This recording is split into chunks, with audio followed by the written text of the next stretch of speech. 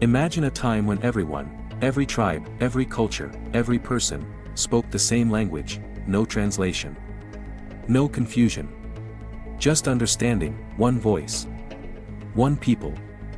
One ambition, and then, it all shattered, a single divine act scattered humanity into countless tongues and distant lands. This is the story of the Tower of Babel, but also the science, archaeology, and mystery behind the question, did humanity ever truly speak one language, and if so, what happened to it? According to the Bible, after the Great Flood, all of Earth's people spoke a single language. They settled in a land called Shinar, believed to be in ancient Mesopotamia, modern-day Iraq. There, they began building a tower that reaches to the heavens, not just to honor God, but to rival him. God saw this ambition and said, if they speak one language, nothing will be impossible for them. So he struck, he confused their language, and scattered them across the earth. The tower is likely a ziggurat, a temple common in Mesopotamian cities. Some believe it was modeled on the Great Ziggurat of Babylon, or Enki. Babylon equals Babel. The confusion begins. Could this be a real event twisted by time? Or a symbolic myth with truth buried in metaphor? Linguists have debated the idea that all human languages may trace back to a single ancestral tongue, a theory known as monogenesis, proposed by 19th-century linguists, supported in part by similarities across global language families, but there's no written record from that far back. The earliest writing, Sumerian, 3100 BCE, already shows linguistic diversity.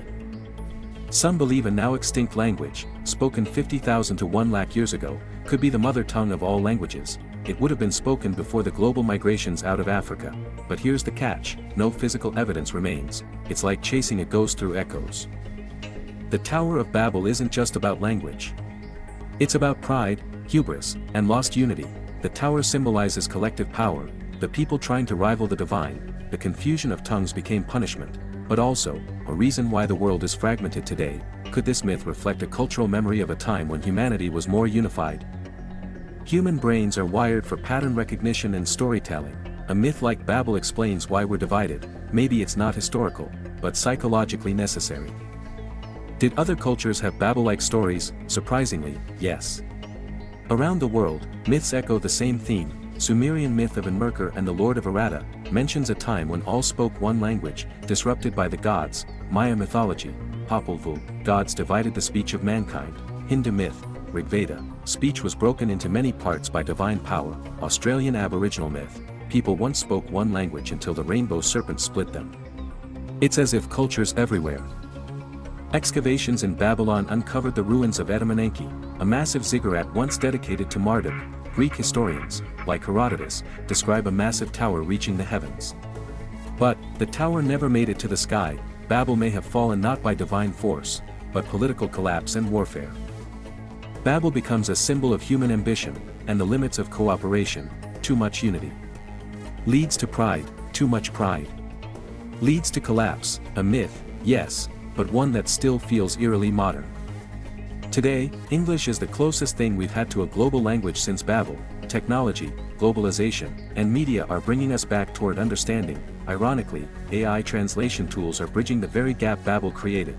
Are we rebuilding the tower? Some see our progress as a return to Babel, unity with no limits, ambition unchecked. Will the gods strike again, or will we finally handle the unity with wisdom?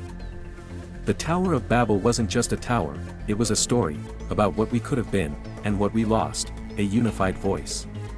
Broken into thousands, but beneath all our languages, accents, and dialects, we're still the same people, building towers, chasing meaning, reaching for the divine, and maybe. The real question isn't whether we once spoke one language, but whether we'll ever speak one truth again. Subscribe to Hidden Lore for more mythic investigations, where ancient legend meets lost science.